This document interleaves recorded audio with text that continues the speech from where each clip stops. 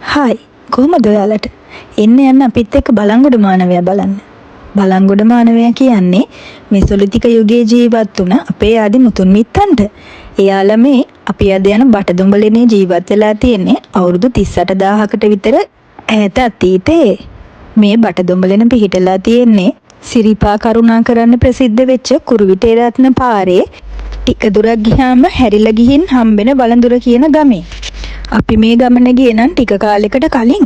ඒ වෙනකොට නම් ඒ පාරේ ගමන අපහසු වුණේ නෑ. හොඳට තාර දාලා තිබුණ පාරක්. ඒ පාරේ බටදොඹලෙන තියෙන පැත්තට වෙන්න ඓතිහාසික බටදොඹලෙන කියලා පුරාවිද්‍යා දෙපාර්තමේන්තුවෙන් ගහපු බෝඩ් එකක් තිබුණා. ඒත් එක්කම පාරේ අනිත් පැත්තේ වාහන කීපයක් නතර කරන්න පුළුවන් පහසුකම් තියෙන පොඩි පාක් එකක් වගේ තැනකුත් තිබුණා. එතන ඉඳලා මේ ගමන යන්න වෙන්නේ පයින්. මුල් හරිය නම් පඩි පෙළවල් එහෙම සකස් කරලායි තියෙන්නේ. ඒත් එතනින් උඩට යන්න නම් ස්වභාවිකව හැදුණු අඩිපාරක් තමයි තියෙන්නේ. හැබැයි ගමන කෙලවර වෙනකම්ම ඒ අඩිපාර තියෙන නිසා පාර හොයාගන්න අපහසුයක් නැහැ. තියෙන එකම ගැටලුව තමයි වැහි කාලෙට මේ පාරේ ටිකක් කූඩැල්ලෝ ඉන්න එක.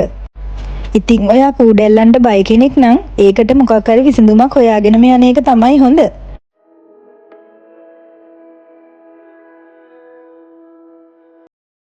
ගල් මුල් අතරින් පොද වැස්සේ ටිකක් අමාරුවෙන් ඇවිදගෙන ආපු අපේ පළවෙනි නවාතැන් පොළ තමයි මේ.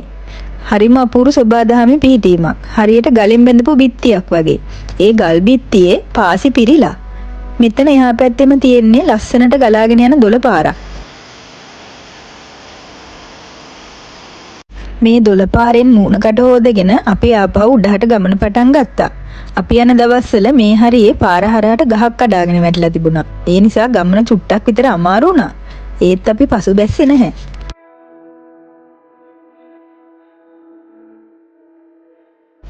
කන්ද මුදුනට ලං වෙන්න පාර ටිකක් දුෂ්කරයි.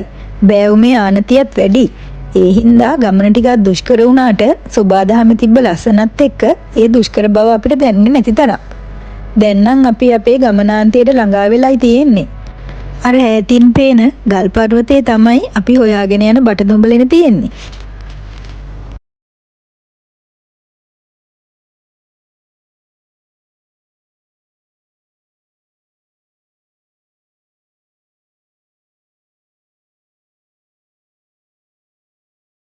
ඔන්න. ඉතින් ඔය තියෙන්නේ වසර 38000කට විතර එහා ජීවත් වුණ අපේ ආදිමානවයන්ට හේවන සලසපු එයාලගේ නිවහන. තවත් විදිහකට කියනවා නම් ඓතිහාසික බටදොඹලෙන. බලන්නකෝ මේ පරිසරය කොච්චර ලස්සනයිද කියලා.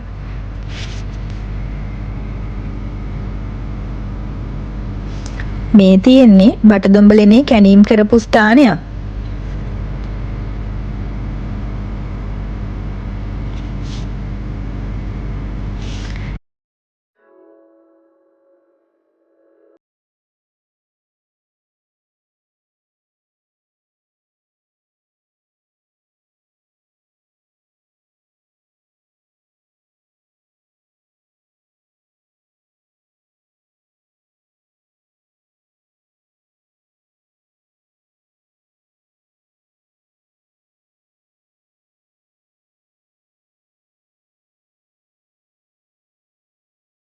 තට්ටුවෙන් තට්ටුව පහලට හාරලා මේගොල්ලෝ මේ ගවේෂණය කරන්න නැත්තේ අපේ බලංගොඩ මානවයාගේ ඓතිහාසික කතාව වෙන්න ඇති. ඉතින් මේ කැණීම් වල පුරාමත් එතනින් එහාට මේ ගල් ගුහාවේ හැම තැනමත් බෙලිකටු විශාල ප්‍රමාණයක් දකින්න තිබුණා.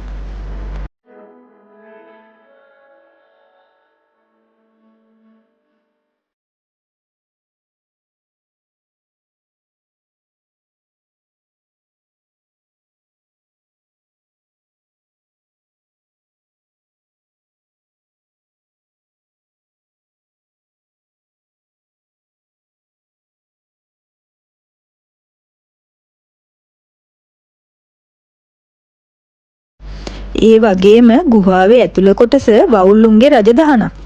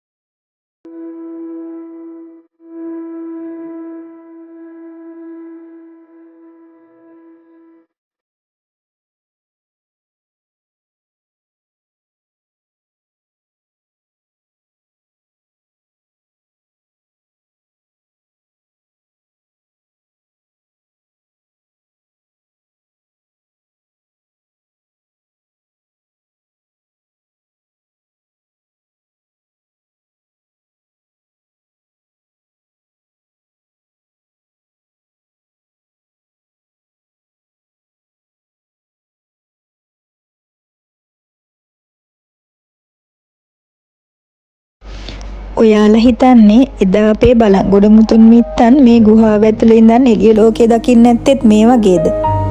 මට නම් හැම වෙලේම හිතෙන්නේ එයාලා දැකපු ලෝකේ මීට වඩා ගොඩක් ලස්සන වෙන්නේ නැති කියලා. මීට වඩා ගොඩක් කොළ පාට වෙන්නේ නැති කියලා.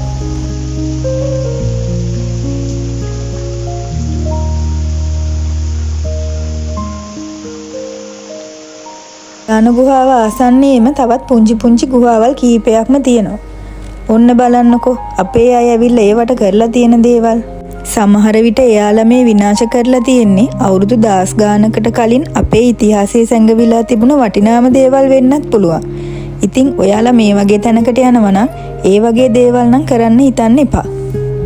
මෙච්චර ලස්සන මෙච්චර සංවේදී පරිසරයකට හානියක් කරන්න හිතන්නවත් එපා.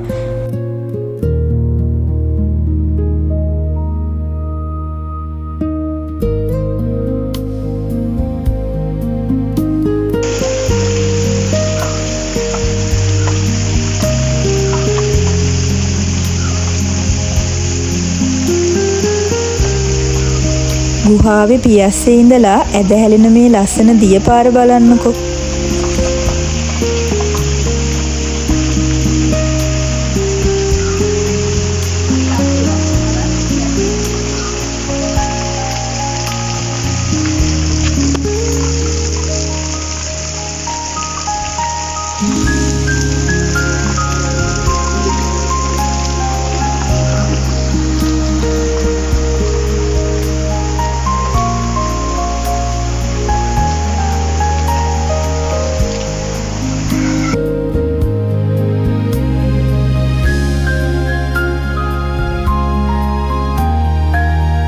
මේ තියෙන ඉදිකිරීම් පසුකාලීනව මේවා බෞද්ධ භික්ෂූන් භාවනානුයෝගීව වෙසෙන්න මෙම ස්ථානයේ යොදාගත්ත බවට සාක්ෂි.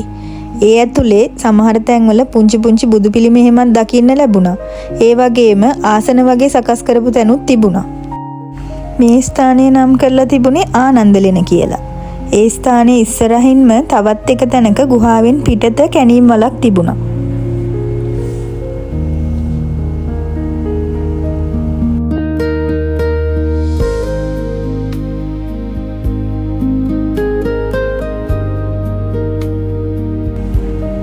මේ තියෙන්නේ බෞද්ධ භික්ෂුන් වහන්සේලා මේවා පරිහරණය කරපු බවට සාධක.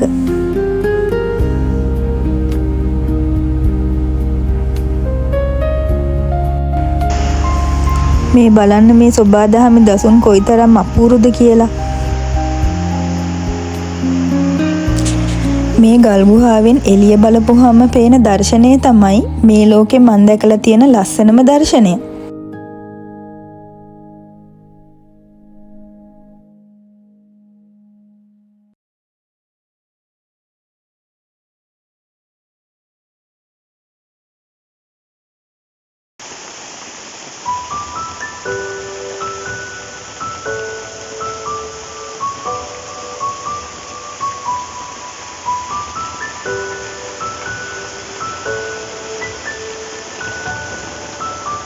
ඔයත් සෝබාදහමට කොළ පාටට ආදරය කරන කෙනෙක් නම් ඔයාගේ ඇස් දෙකත් බලන්න ඕන දර්ශනයක් තමයි මේක.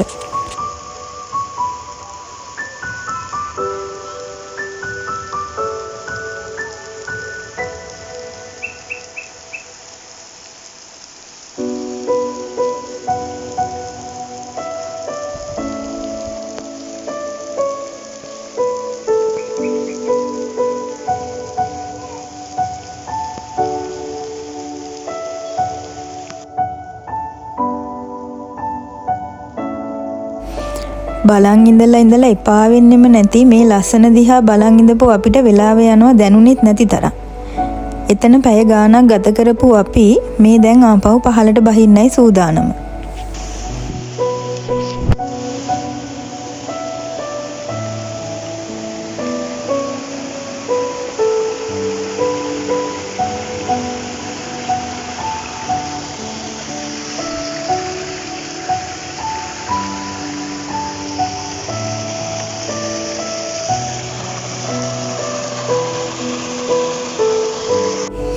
ඉතින් පුංචි දෙයක් කියන්නද අවසානෙට මේ වගේ ලස්සන තැන් බලන්න යන ඔයාලගේ පාසටහන් නැරෙන්න වෙන කිසිම දෙයක් මේ තැන්වල තියලා එන්න නම් එපා.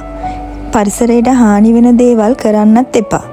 අපි එහෙම කරොත් ඒකෙන් පරිසරය විනාශ වෙනවා විතරක් නෙවෙයි අනාගත පරම්පරාවට මේ වගේ ලස්සන තැන් බලා ගන්න තියෙන අවස්ථාවක් නැති වෙලා යයි. ඒ දේත් හිතේ තියාගෙන ට්‍රැවල් කරන්න ආස ඔයාලා මේ වගේ ලස්සන තැන් බලන්න අනිවාර්යයෙන්ම යන්න.